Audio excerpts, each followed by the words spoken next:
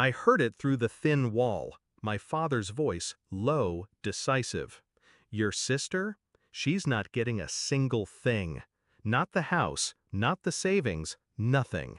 My sister giggled. Good, she doesn't deserve it. And then, my mother's voice, warm, complicit. Exactly. It's for us. She should be grateful we even raised her. I froze in the hallway. The weight of their betrayal pressed down harder than any blow. They weren't just cutting me out, they were erasing me. I stepped back quietly, heart steady. No tears, no outburst, just silence.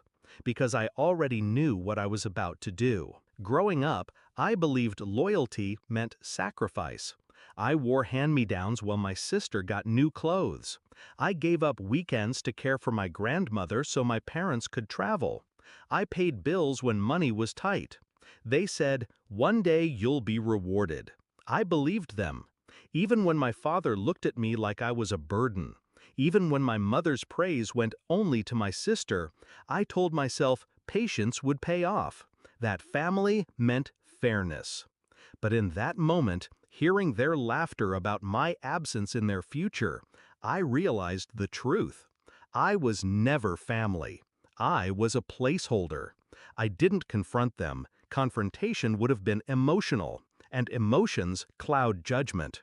Instead, I walked into my room, closed the door, turned on my laptop. My name was on the accounts. I had been the one paying utilities, managing taxes, setting up automatic transfers, because they were too busy. Too entitled, really. They thought I was doing chores. They didn't realize I was studying every password, every pattern, every detail. That night, while they slept soundly, I logged in, one account at a time. Savings, investments, even the rainy day fund hidden under my father's business expenses. I moved everything, not recklessly, strategically, into a trust, my trust, locked, legal, untouchable. I wasn't stealing, I was securing. And when the last transfer confirmed, I shut my laptop with a calm that surprised even me. The next morning, they acted normal. My father grumbled about the newspaper. My mother sipped her coffee with that smug, quiet smile. My sister scrolled her phone, smirking like she had already won something. I said nothing, just observed. Days passed. They carried on as if their secret conversation had never happened. But then the first bill bounced. The autopay for the mortgage failed. The credit card declined at dinner. Confusion turned to panic. I watched my father slam his fist against the table, veins bulging in his neck. I watched my mother whisper furiously, her voice trembling now instead of smug. My sister cried when her tuition payment didn't clear. They were unraveling, and I hadn't even made my move yet. It came a week later. I walked in as my father was on the phone, shouting at the bank. My mother was pacing, hair disheveled. My sister looked pale. They all turned when they saw me. My father's eyes narrowed. "You know something." I didn't flinch. "I know everything."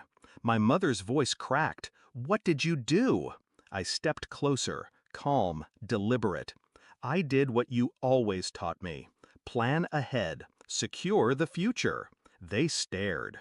"You said I wasn't getting a single thing," I continued, "so I took nothing. Nothing that was yours." Silence. Only the sound of my sister's shaky breath.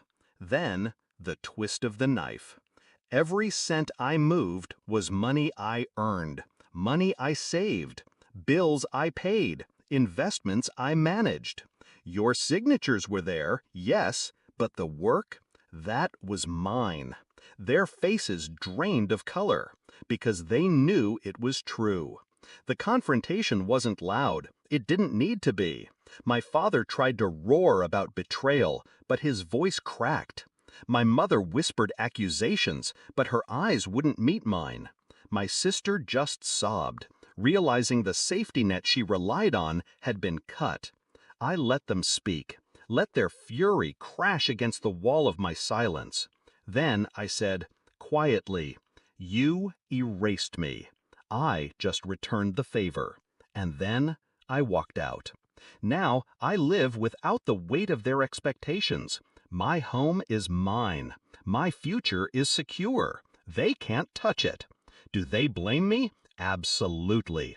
Do they call me ungrateful? Every chance they get. But here's the truth they'll never admit. I was the one who held them together. I paid the bills. I kept the lights on. I carried the burden they took for granted. Without me, their empire collapsed into dust. And as I sit here, signing papers for another property, papers they'll never see, I finally feel free. Because revenge isn't about screaming in someone's face, it's about silence, precision, control. It's about watching the people who dismissed you realize, too late, that the thing they underestimated was the only thing keeping them alive.